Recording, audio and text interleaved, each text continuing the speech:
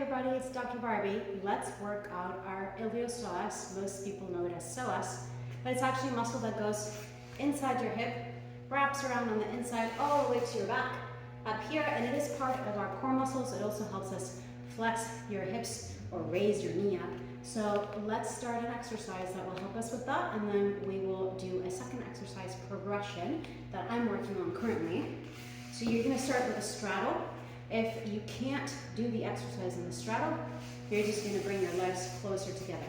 The smaller your straddle, the easier it is for the exercise. So make sure your sit bones are well on the ground. You're going to rotate your spine to one of your legs and then very lightly touching the floor. Initially, you might need more of a push from here, but you're going to try to lift your leg up, keeping your knees straight. And that's as far as I go. And you're going to hold it for a couple of seconds. We're going to do that 5 times on each side. Try not to lean too much back.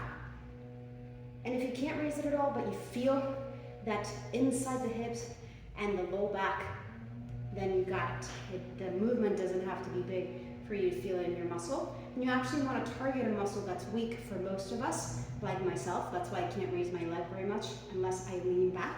So I'm really trying to target that iliopsoas without aid of another muscle. So we'll do the other side. And you see my iliopsoas on this side is a little bit stronger. I can raise my leg up a little bit more. And as I progress and get better at lifting and holding without moving my pelvis so much or pushing so much on my arms, I will continue to open up the straddle. Let's move to the second exercise. The second exercise is a Cossack squat into a tiger lunge, and you might need a couple of plates, maybe higher than this, to start off with. We are going to do a straddle right in front of whatever you're going to sit down on, and then you're going to bend one knee and hip and touch the floor with your sit bone while raising the other foot. You might not be able to get up from the ground. That happens to me if I don't use the plates yet. I'm working on this. So if you're needing to use plates or even higher ground, definitely do that. The focus is to try to not use your arms or move your hips forward or back.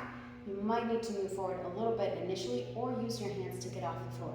The way it looks like is you'll drop down, you'll sit, and then you will get up, and then you will do that again. Drop down, sit, get up. You'll do that 10 times on each side. If you feel like you drop down, you sit, you can't really get up from this position, you can shift your torso forward a little bit and use your hand to help you, or you can use your hand on the back to help you just enough so that then you can continue doing the movement with your own strength.